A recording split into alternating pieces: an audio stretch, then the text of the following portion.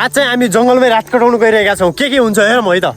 हाम्रो साथमा हुनुहुन्छ यहाँ चाहिँ सुजल दाई, यहाँ चाहिँ मेरो दाई हुनुहुन्छ र अर्को चाहिँ हाम्रो सहायक व्यक्ति चाहिँ यहाँ हुनुहुन्छ हाम्रो दिप्पु यहाँ हुनुहुन्छ। यहाँले पनि धेरै ठुलो भूमिका खेल्नु भएको छ। यहाँ यत्रो दाउरा सल्काउने काम चाहिँ उहाँले नै गर्नुभएको छ र उहाँ चाहिँ सिलको लागि तयारी, मासु सिल गर्नको लागि उहाँले तयारी गर्दै हुनुहुन्छ। उहाँ चाहिँ मेरो दाई हुनुहुन्छ आफ्नै। अनि हामीसँग के छ सामान हेरौँ है त। आजको रात कटाउनुको लागि चाहिँ सुरुमा छ मासु, यहाँ कति छ 2 केजी जति होला। यहाँ चाहिँ अरू सामान छ, यहाँ टन्नै छ। अनि अरू सामान चाहिँ माथि पसलमै अहिले राखेका छौँ, अहिले पछि गएर ल्याउँछौँ। हाम्रो चाहिँ जङ्गलमा कार्यक्रम, यो सिलले कार्यक्रम भइरहेको छ। यो चाहिँ यहाँ सिलिरहेछौँ। एकछिनमा चाहिँ अरू चाहिँ गर्दै हुन्छौँ हामी। सक्नुहुन्छ यहाँ दिन दाडै मासु पोलिरहेछौँ। सामान चाहिँ त्यता सिल्दैछ उता केटोले। अनि यहाँ चाहिँ कार्यक्रम भइरहेछ हाम्रो। हामी चाहिँ अहिले अन्तिम चरणमा पुगिसकेका छौँ। मासु चाहिँ यहाँ पाक्दैछ। मासु चाहिँ पोलेर सकियो। यहाँ छ पोलेको मासु चाहिँ यता छ, अरू केटाहरू पोल्दैछन्। यहाँ चाहिँ व्यवस्था राम्रो रहेको छ। हामी चाहिँ आज रातभरि यतै रमाइलो गर्ने निर्णय गरिसकेका छौँ। यहाँ चाहिँ केटाहरूले मासु पोलिरहेका छन्।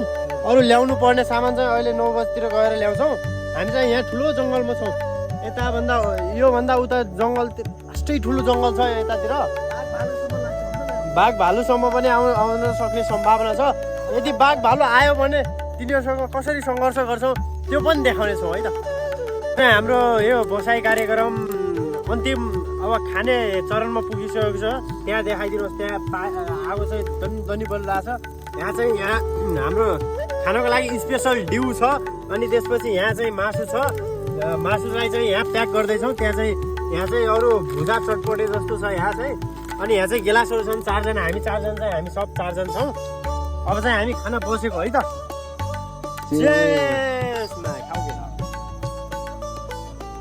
यहाँ चाहिँ मासु यता छ मासु चाहिँ यहाँ छ।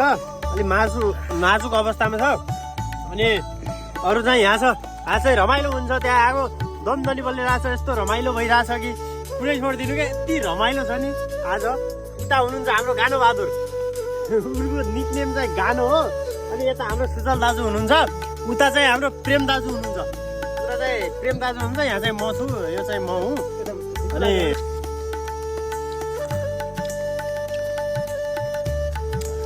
मासु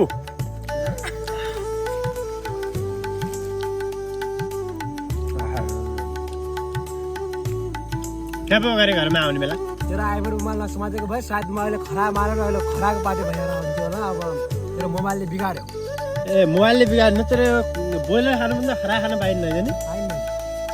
खतम भयो। हेर्नेबाट खरा खायो तर मार्न सकेन क्या। झ्याप्प मोबाइल हातमा। अब के गर्ने, अब हान्न सकेन। अब गयो। आजको हाम्रो वनमा बसेर यो खाने कार्यक्रम सकिसकेको छ। यो कार्यक्रम कस्तो लाग्यो त? हाम्रा अरू आउने साथीहरूलाई सोधौँ है त। दाजु आजको दिन कस्तो भयो? अगाइयो टन्नै खाइयो। अनि यहाँ दिप्पु कस्तो भयो सुनाइदिनुहोस्। एकदम बाबा। हाम्रो यहाँ सुजल दाजु कस्तो भयो त भन्नुहोस्। अब चाहिँ हामी जङ्गलदेखि अब घरतिर गइरहेका छौँ। अब चाहिँ सकिसक्यो। अब हामी चाहिँ घरतिर जान्छौँ। ल बाई बाई।